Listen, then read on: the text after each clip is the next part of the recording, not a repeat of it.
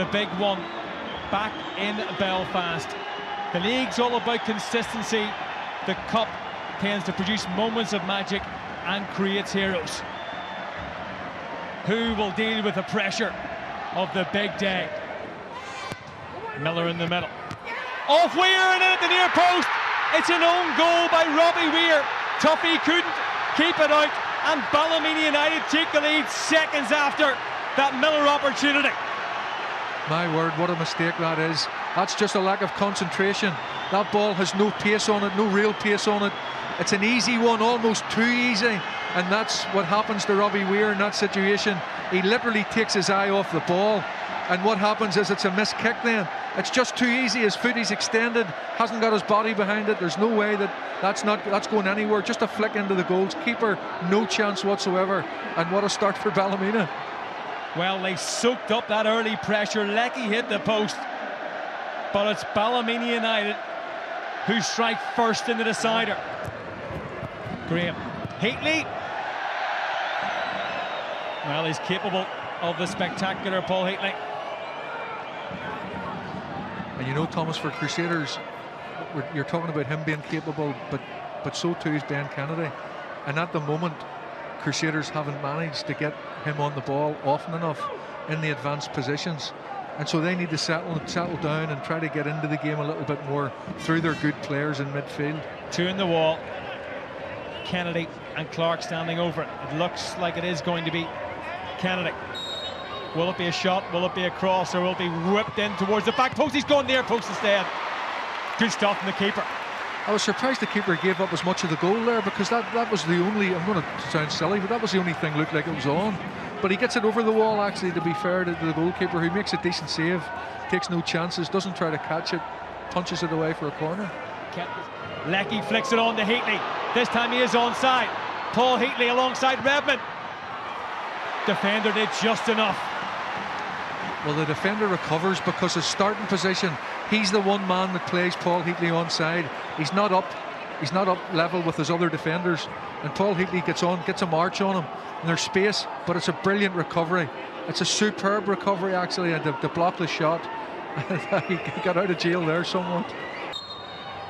It is going to be McGrory. Goes for a shot, and it wasn't far away. Had Tuffy scurrying across his line, trying to catch him out at the near post. Here's McCullough, sky blue shirt streaming forward. What a goal that would have been from Ryan Wade. Josh Kennedy was just behind him as well, arguably in a better position. I spoke to Jackie Fullerton this morning, a man who's commentated plenty of cup finals, played for both of these clubs, of course, during his playing career. I just felt the Crusaders were the team that had to form, and it was Cadell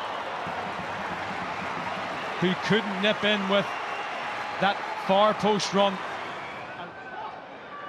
Skids off the head of Larmer, falls nicely for Wade. Here is McElroy's first involvement, goes down, penalty. Oh, he hasn't actually, he's played on. I think the Ballymena United fans thought it was a penalty because he pointed towards the spot, but what he was actually doing, Tony Clark, was pointing to say that it was a clean challenge from the Crusaders player. Interesting to have another look at that one. Here's McElroy, just outside the box. And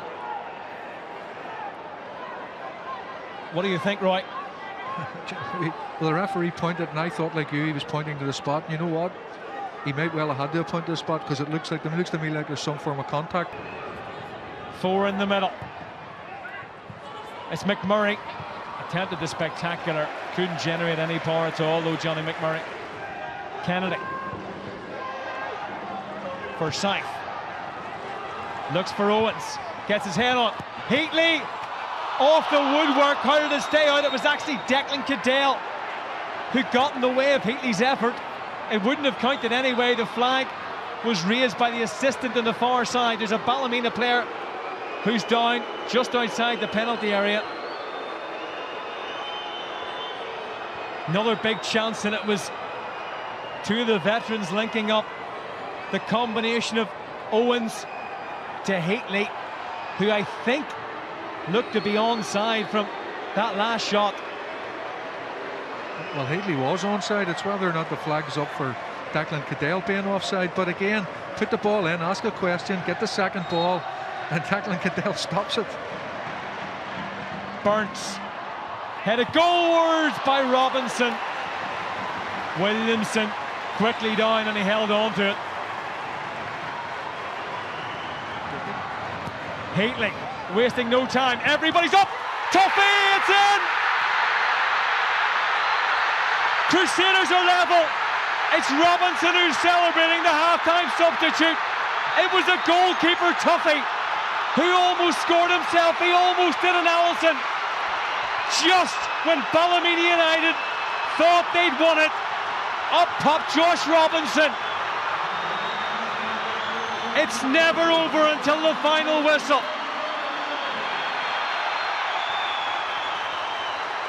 An injury time equaliser for Stephen Baxter and Crusaders. Heartbreak for David Jeffrey and Ballymena United.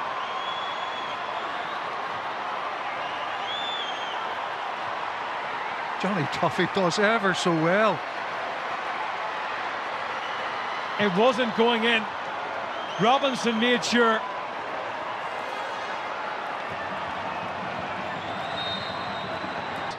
Back in again by Doyle. Off the woodwork and over the top. It's Wilson again.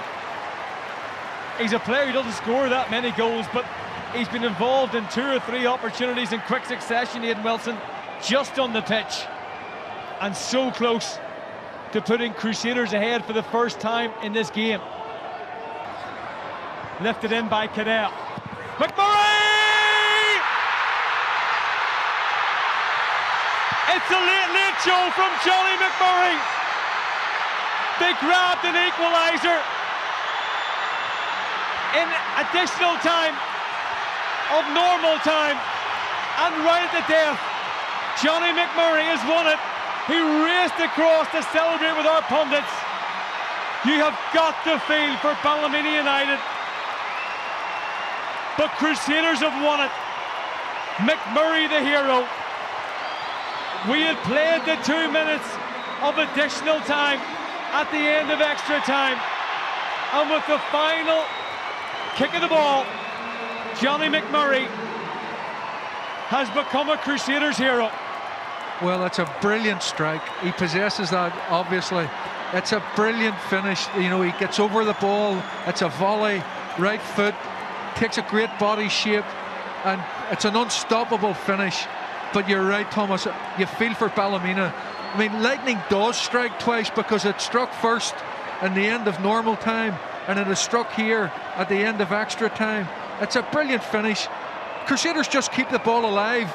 There's ping-ponging about the box. Jordan Owens, it comes off McCulloch's knee. It falls on him right beside. Oh, my word, I can't describe it, because it's such a finish. And what elation on the Crusaders bench. Joy for Stephen Baxter and his players. But you have got to feel for Ballymena United.